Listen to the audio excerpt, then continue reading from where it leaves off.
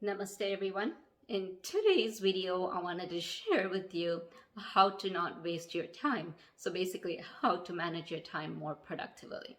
I recently watched this video on Jay Shetty and he explained it very clearly. But it is a lot of information, and I know sometimes we listen to a lot of information and then we can't implement because it's a lot. So I decided to put this as part one, and then in my next video I'll share the rest of them. There's 8 techniques that you can use to be more productive and stop wasting your time. So I'll share 4 of them today and then share the rest in my other video. My name is Pria. I'm very passionate about sharing positivity and spreading positivity to the world and empowering everyone to live their life to their fullest potential. We are creators. We have the capability to create our life the way we want it. So let's make it beautiful together. So let's dive in. So in today's topic, I wanted to talk about not wasting time.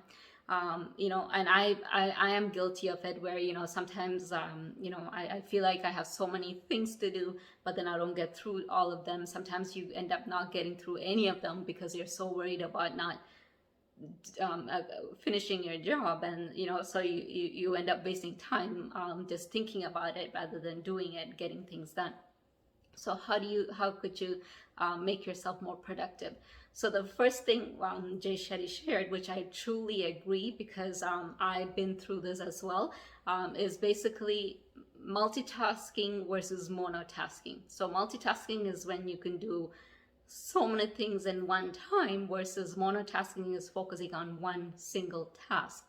So at least when I went through my career, especially in my beginning of my career, when you go through job interviews and stuff, a lot of people emphasize on specifically mentioning how you are a multitasker. And so most of my interviews I talked about, hey, I'm a multitasker, I can do this, I can do that, I can do this, I share my experiences. And it's almost like it's amazing that you can get all these things done in you can do multiple things at one time. But if you think about it, when you put your focus on so many different things, are you able to put 100% of your focus in all of them at one time? No, right? Most of the time, let's say, and this worked at my initial early career time when when you had to pick up the phone, when you had to type something up, when you had to do this, and you're like, oh yeah, I can manage all of it. But you're still focusing on one single task at a time, if you think about it. So when you declutter everything else and just focus on that one task, then you can put your full attention to it and complete it properly, and without doing half the job that you would be doing if you were focusing on other things. So rather than saying you're a multitasker, it's actually nice to say you can get things done by focusing on what you need to do. You focus on that single task and get it done perfectly. Because that's how it works. If you think about it, most of the things we do properly is when you focus on that one thing, get it done, and then you move on to the next thing, and then you get that done. When you get a phone call, don't you get distracted? Don't you then, if let's say you were writing something, are you able to get back to that writing again after having a conversation with somebody? No, because most of the time, by the time you get to the conversation, your creativity, your idea is probably lost already. And then it takes few more seconds or a few more minutes or sometimes even hours before you can get yourself back grounded to that other task that you were doing.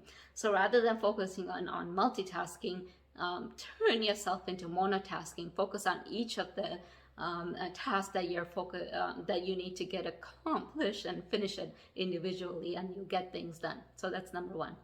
The second one is basically once you're able to implement the monotasking and all that, start thinking about creativity versus logic.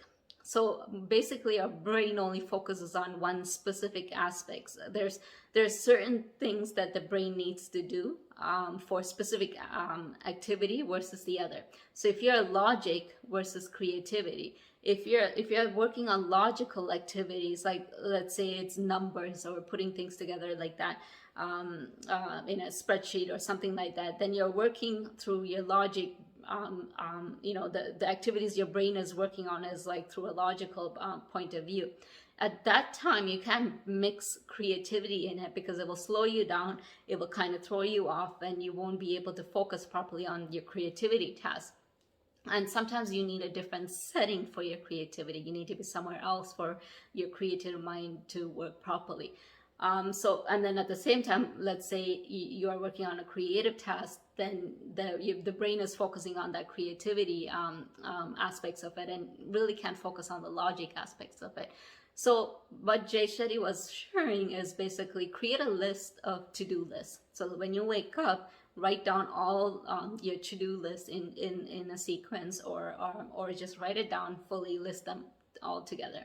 After that, divide them in a separate sheet, or even right beside it. Divide that list between logic versus creativity. So you have the to-do list, you take that and put it into the logic category versus creative category. And then once you list that creative versus logic, then you know which one you need to kind of go together, that you can get things done quicker because your brain is focusing on that logic versus creativity. And then he also mentions to write the time it will take for you to do each of the activity, because then that will kind of give you an idea of how much you can do it in that day, or in that week, or in that even in that hour, like however you want to divide it. The time allocation will determine how you want to divide the logic versus creativity. So let's say you want to divide it between a week. So Mondays are going to be my logic activities, Tuesdays are going to be my creativity activities. Or even within a day, let's say you need to have both done in a day, then you can say creative morning and my logic afternoon, whatever the way it works best for you, but divide it so it's you only focus on the creative activity at one point at time, and then you focus on the logic activity on the other time.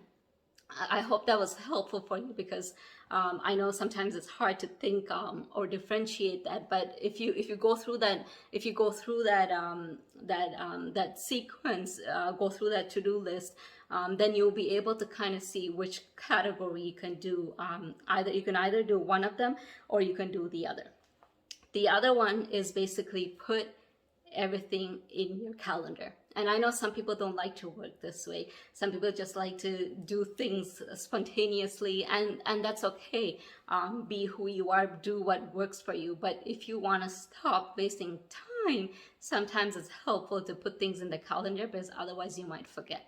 If it's not in your calendar, even to have that that day that you don't want to put things in calendar, kind of save that day as like, today I'm not going to do any to-do list. Today is a free day, but put that in the calendar so you know you're not going to have any distractions or disturbance coming through that. Sometimes some people organize it to the next level, where they have color codes, and they have their personal life and their professional life, whatever works for you. But try to put everything in the calendar, even the personal ones, because sometimes both get some sort of distraction, where you tend to then not do one of them, and then that delays the other one, and then it's all intertwined, and then you're not accomplishing things, and then you feel bad about it. So put everything in the calendar, from appointments to do stuff, the activities that you need to do, from your personal, let's say you need to catch up with someone, just put everything in one calendar, and you will be able to see that this is what you need to do. And this is just one way of being more productive. The next one I really liked, it was new for me, is Jay Shetty was saying basically write down what you want to accomplish at the end of the day. And this kind of made sense for me, because usually you have so much to-do list and you feel like you're accomplishing a lot, you're doing so much. And then at the end of the day, sometimes you still feel like you haven't accomplished, like you still feel like a failure in some way. So at the beginning of the day, if you write down what you want to accomplish by the end of the day, and if you have that intention, and if you have that purpose in at the back of your mind, even if you don't go through all your to-do list, even if let's say you had 10 and you only went through 5 of them, you still won't feel like a failure if you read what you wrote about what you want to accomplish by the end of the day. And if you accomplish that, then you still feel like you're a success, even if you still have the to-do list left. and you need to give that to yourself, where you feel like a win, where you feel like you accomplished something at the end of the day. So make sure you write that, set an intention for the day when you wake up, and see how you feel at night. So this is just 4 out of 8. I will share my next 4 that I learned from Jay Shetty in my next video. If you like this video, please click the like button, share this video with others. And if you're new to my channel, please subscribe and click the notification button, as I'm very determined to creating weekly videos for you. I want to empower everyone to live their best version of them. So until then, namaste.